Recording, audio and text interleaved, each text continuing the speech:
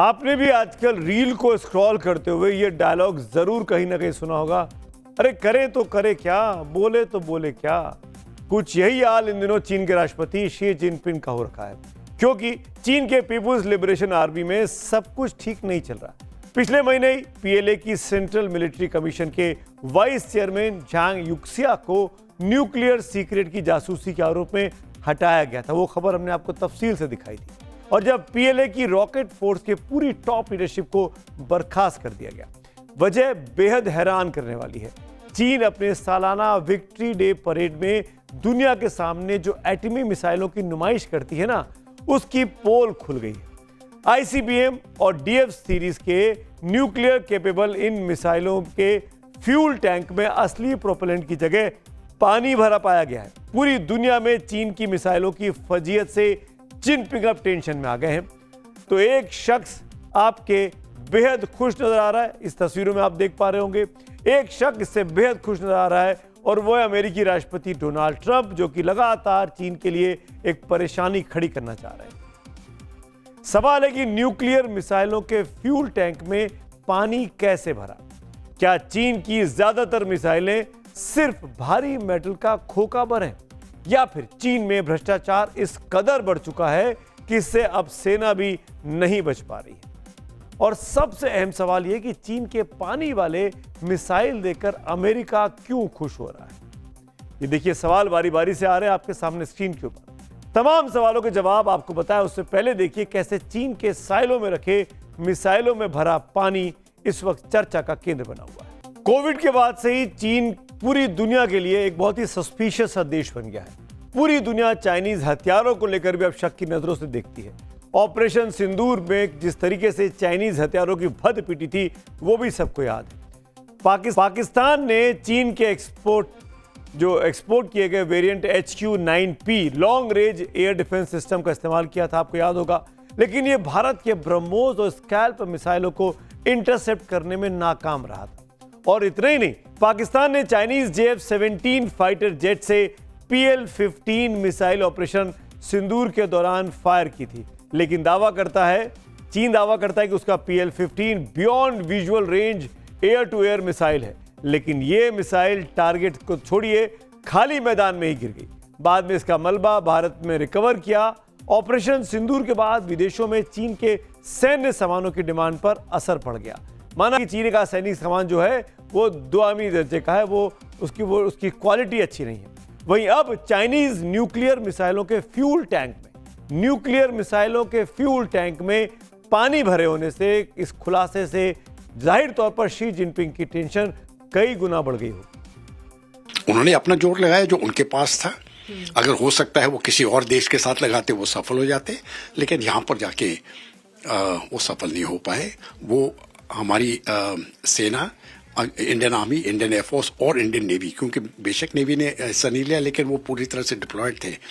ये जो एक तरफ से हम कहते हैं जॉइंट वॉरफेयर जो हुआ है, ये हमारा बिल्कुल कामयाब हुआ। दरअसल पिछले 1.5-2 सालों से चीन की सेना भारी उथल पुथल से गुजर रही है, जो चीन के इतिहास में पहले कभी नहीं देखा गया। 3 साल पहले चीन के पास कम से कम 30 जनरल और एडमिरल हुआ करते थे, जो पीएलए के अलग अलग विंग्स और थिएटर कमांड की कमान संभाल रहे थे। अब इनमें से लगभग सभी को या तो बाहर कर दिया गया है या वे अचानक से गायब हो गए हैं।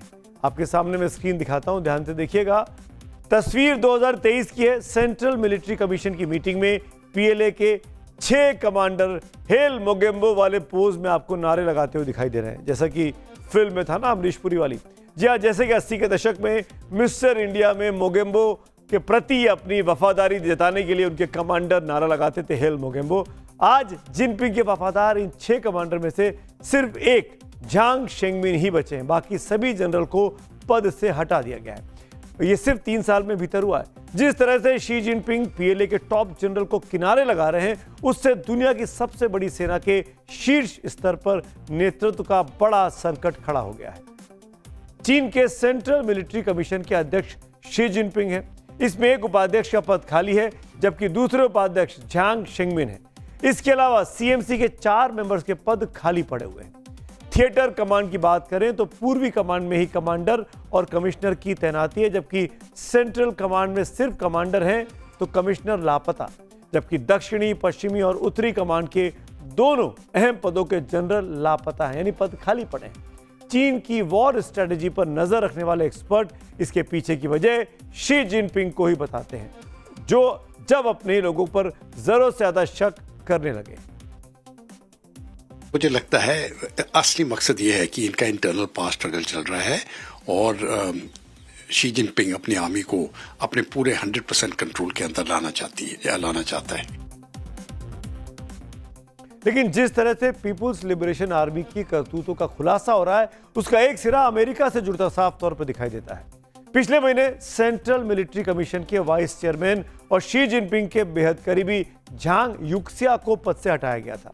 चीन के मुताबिक जनरल झांग पर भ्रष्टाचार के आरोप है, इसीलिए उनको हटाया गया।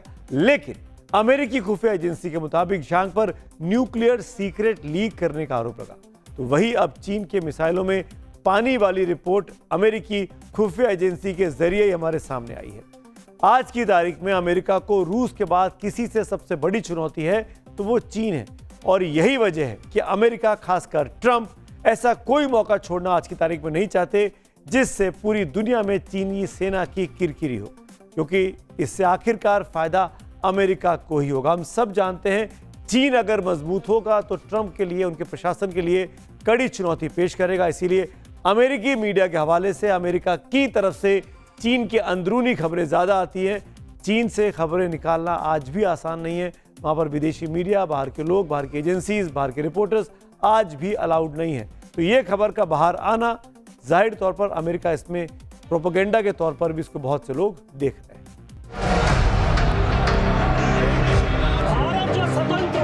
I don't think